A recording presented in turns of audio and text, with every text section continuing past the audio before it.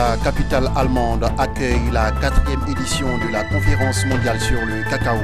La rencontre se veut une grande messe de l'ensemble des acteurs de la chaîne des valeurs du business du cacao. Le compte-rendu de nos envoyés spéciaux à Berlin, c'est pour tout à l'heure.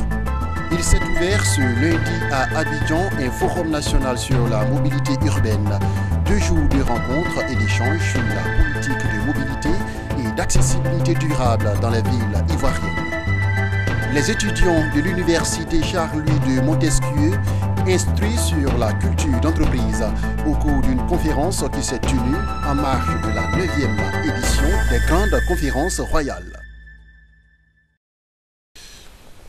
Mesdames et messieurs, bonsoir et bienvenue sur Business 24 Africa. Vous suivez le journal.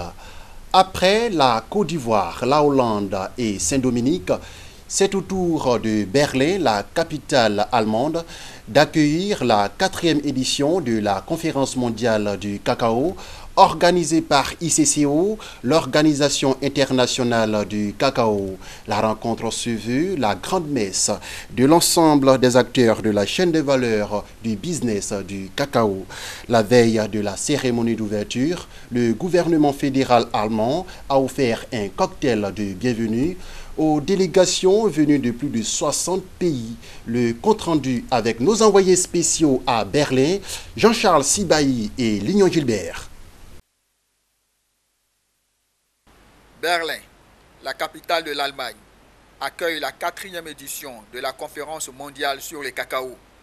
À la veille de la rencontre, ce cocktail de bienvenue au Maritime Hotel Berlin, offert par le gouvernement de la République fédérale d'Allemagne. Pour Dr Jean-Marc Anga, directeur exécutif de l'Organisation internationale du cacao ICCO, le rendez-vous de Berlin se tient dans un contexte particulier. Le concept de la conférence mondiale sur le cacao a été inauguré en 2012, en novembre 2012 en Côte d'Ivoire. C'est un événement d'envergure mondiale dans lequel se retrouvent tous les acteurs de l'économie cacaoyère sur la planète. C'est le plus grand événement lié au cacao au monde. Donc nous avons successivement, chaque 2 années, commencé par la Côte d'Ivoire, ensuite les Pays-Bas, Amsterdam, 3e édition en République dominicaine à Punta Cana et nous sommes maintenant à Berlin pour la 4e édition. Donc c'est le creuset dans lequel tous les acteurs, depuis les producteurs, les exportateurs, les transformateurs, les consommateurs, les gouvernements, le secteur privé, société civile, tout le monde se retrouve à la conférence mondiale pour discuter des questions liées à l'économie cacaoyère, mais également pour tisser des liens d'affaires. Tout le monde le sait, le secteur du cacao est confronté à un défi extrêmement important, celui de la durabilité. Durabilité qui, dans l'état actuel des choses, signifie des prix rémunérateurs pour les producteurs. Donc notre approche qui épouse le thème de la conférence, c'est une nouvelle vision pour le secteur du cacao. Notre approche est donc d'identifier des mécanismes quelque peu novateurs pour trouver des solutions à cette question de durabilité qu'on n'arrive pas encore à résoudre de manière définitive. Plus de 1500 participants, 65 pays et 600 organisations prendront part à cette 4e édition de la conférence mondiale sur le cacao.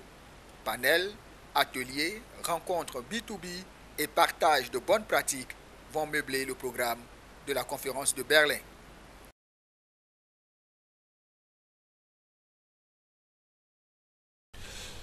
Les acteurs de la chaîne de valeur du cacao se sont massivement déplacés à Berlin pour justement faire entendre leur voix et dire leur vœu de voir l'industrie cacaoyère bénéficier à tous.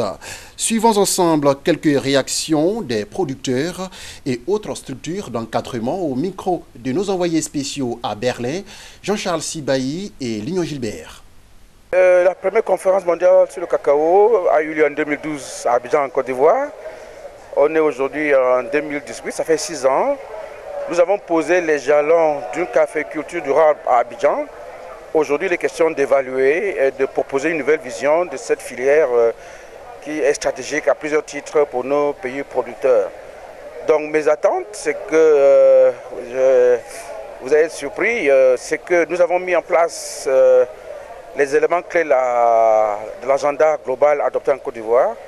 Mais malheureusement, 6 ans après, on a réussi a produit beaucoup de cacao. Mais l'effet aujourd'hui, c'est quoi? C'est que les prix ont baissé. Depuis septembre 2016, on a perdu entre 36 et 40% du prix. Au niveau du producteur, c'est catastrophique. La 4e édition de la conférence mondiale du cacao coïncide avec la suite d'une crise que nous avons traversée au niveau de la chute des prix. Notamment, c'est 40% des revenus des producteurs qui ont chuté, qui sont en baisse. Donc notre pouvoir d'achat a considérablement baissé et nous espérons que les mesures, les résolutions qui sortiront de cette 4e conférence mettront l'accent sur comment améliorer les conditions de vie, les conditions de travail qui ont lourdement été impactées par cette baisse des prix. Aujourd'hui à Berlin, nous attendons qu'effectivement l'industrie prenne des initiatives concrètes. Parce qu'effectivement, c'est une économie qui est menacée, il faut le dire, c'est la réalité. C'est une économie qui est aujourd'hui menacée parce que les producteurs qui sont les plus pauvres ne gagnent pas suffisamment de leur activité.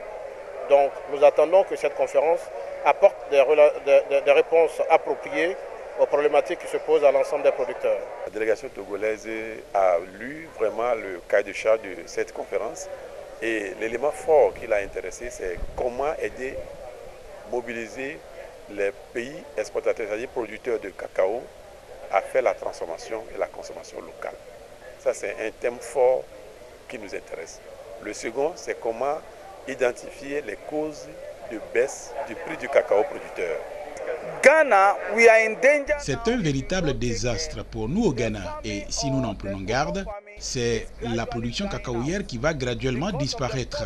Face à la paupérisation, chaque producteur est soit poussé vers la vente d'une partie de sa parcelle, soit pour bien d'autres alternatives, telles l'hévéaculture, tout simplement parce que ces projets revalorisent les producteurs.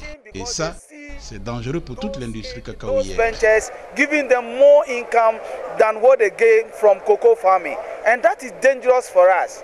Je pense que c'est l'enjeu de réunir tous les acteurs du cacao pour parler déjà de l'amélioration de la production du cacao et surtout comment améliorer la production sans pour autant étendre les superficies de production et donc comment éviter d'attaquer les forêts classées aussi. C'est un enjeu majeur, surtout pour la Côte d'Ivoire qui nous est chère.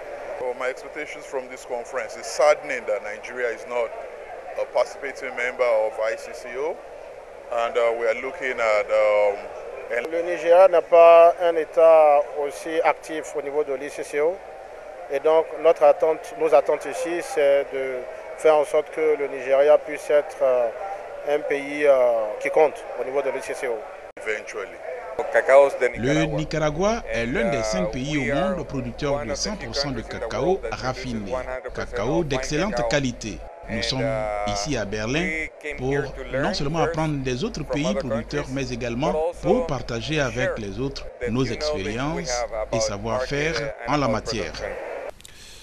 Et bien évidemment, sur votre chaîne de télévision Business 24 Africa, vous aurez tous les détails de cette 4e édition de la conférence mondiale du cacao qui se tient actuellement à Berlin.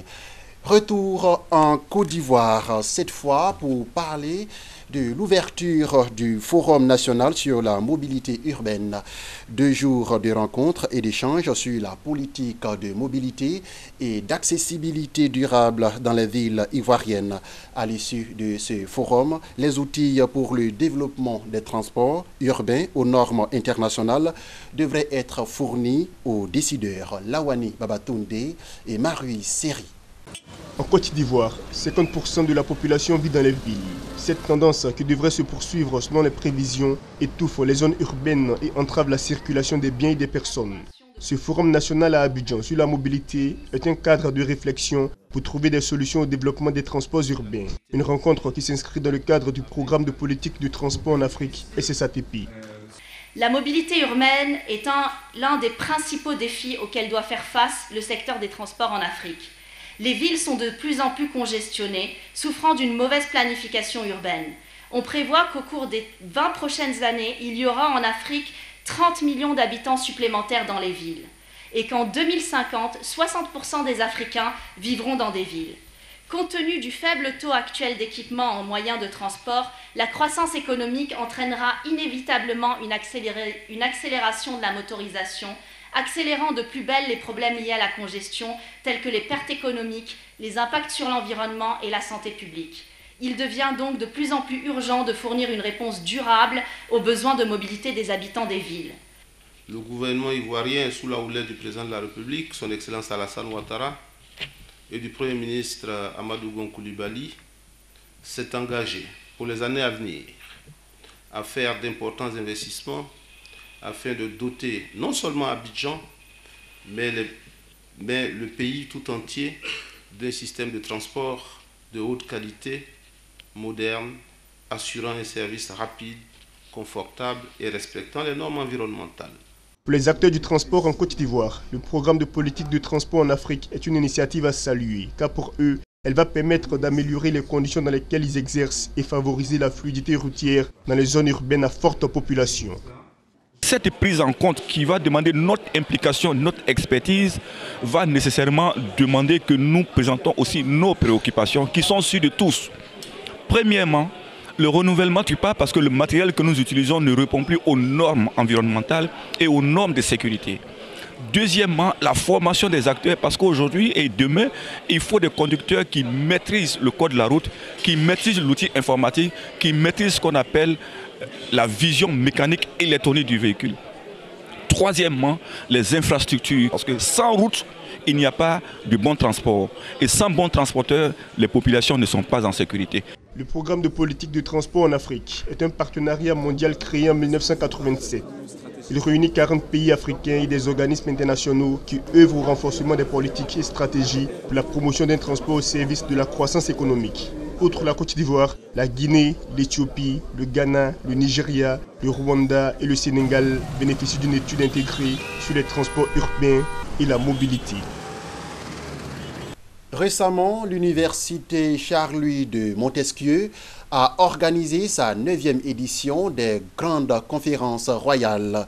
L'une des rencontres a tourné autour du thème « Culture d'entreprise, création d'emplois et richesses ». Il s'est agi d'expliquer aux étudiants l'avantage de la culture d'entreprise face au chômage. Ariane Touré et Richard Akeke nous en disent davantage. Dans quelques mois, ces jeunes étudiants de l'université Charles-Louis de Montesquieu seront sur le marché de l'emploi. Ils se confronteront à la sempiternelle question de l'emploi. De quel outil disposent-ils? C'est l'objet de cette conférence qui vise à donner à ces apprenants les rudiments nécessaires pour faciliter leur insertion dans le tissu socio-économique, une initiative du professeur Amois Urbain.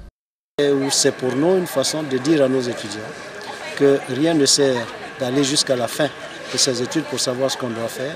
Mais déjà, en situation d'apprenant, on doit être en mouvement, être en relation avec l'entreprise, université-entreprise. D'ailleurs, c'est ce que nous prenons. Sans doute avons-nous un site à Abidjan par rapport à la connaissance académique, mais nous avons le site du champ d'expérimentation pédagogique, qui est un centre d'incubation, qui est en Doucy. Donc c'est cette expérience que nous voulions amener d'autres personnes à partager avec nos étudiants. Ce que nous retenons, c'est que le regard croisé, c'est à la fois beaucoup d'échanges, c'est également la non-uniformisation de la pensée, mais c'est aussi l'ouverture des jeunes sur ce que doit être une université nouvelle. Ici, c'est la culture d'entreprise qui est prônée par le conférencier. Au dire du conférencier Donatien Dapakwaku, l'entrepreneuriat est la capacité de concrétiser une idée, ce qui peut mener entre autres à la création d'entreprises. L'idée ici, c'est d'instruire les élèves, les étudiants sur leurs responsabilités. L'État ne produit plus beaucoup d'emplois, mais les citoyens peuvent produire de l'emploi en créant leur propre entreprise.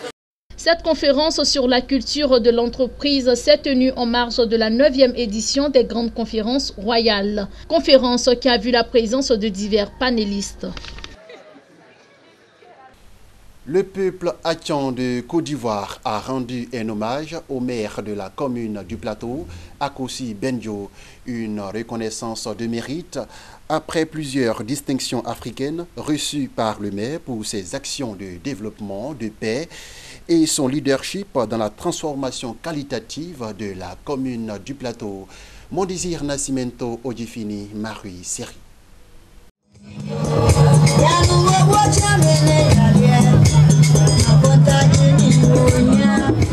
Liesse populaire, chants et danses comme un jour de fête en royaume à Tchan. Un samedi ordinaire consacré à la reconnaissance et au mérite d'un fils à Tchan, Noël Akosi Benjo, maire de la commune du Plateau, par ailleurs habitant du village à Bobodoumé. Pour les habitants des 63 villages mobilisés pour cet hommage, il s'agit d'une personnalité d'expérience, un serviteur du peuple à Tchan qui a fait la preuve de ses qualités personnelles et professionnelles. En fait, on fait cette action pour la solidarité du peuple à Tchan, pour que les origines et les coutumes restent, et aussi pour l'avenir de nos enfants, nos petits-enfants. Surtout, l'année passée, il a beaucoup fait pour les femmes au Plateau. J'ai même reçu aussi au niveau du Plateau. J'ai mes femmes aussi qui avaient besoin d'un financement pour commencer des activités.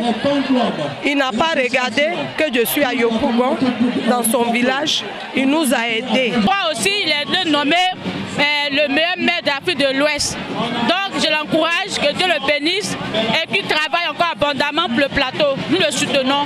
Merci. À cette occasion, les rois, chefs de village, cadres, femmes et jeunes lui ont rendu hommage tout en leur assurant de leur soutien. Chers grands frères, les habitants du Plateau, et les Ivoiriens qui se rendent chaque jour au Plateau pour travailler reconnaissent tes mérites. Ils t'aiment et ils sont prêts à te renouveler leur confiance. Prenant la parole, Noël Akosi Benjo s'est dit très honoré. Il a promis de donner le meilleur de lui-même afin de participer à la réconciliation et au rayonnement du peuple à Tchan et partant celui de la Côte d'Ivoire. Je suis fier, vraiment fier d'appartenir à ce grand peuple, généreux, doté d'un sens très élevé du sacrifice, de l'hospitalité et de la responsabilité au service de la nation.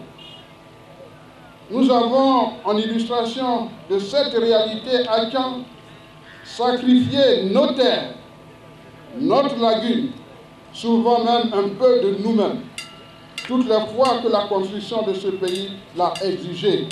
Chevalier du mérite national de Côte d'Ivoire, Noël Akosi Benjo a été plusieurs fois distingué sur le plan international. Des distinctions qui démontrent son sérieux et son abnégation dans le travail pour le développement de la commune du Plateau. Après la Côte d'Ivoire, rendons-nous en Guinée. Cette fois, vous le verrez en image.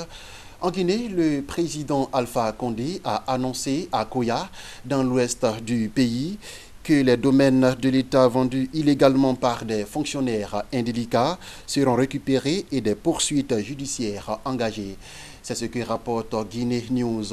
Alpha Condé, qui s'exprimait à l'occasion du lancement des travaux de reconstruction de la route Koya-Dabola, a déclaré, je cite, « L'une des missions de la nouvelle équipe gouvernementale consistera à récupérer les domaines de l'État qui sont vendus illicitement par des fonctionnaires. » Voilà, c'est la fin de ce temps d'information. Bonne suite de programme sur votre chaîne de télévision Business 24 Africa. L'information se poursuit.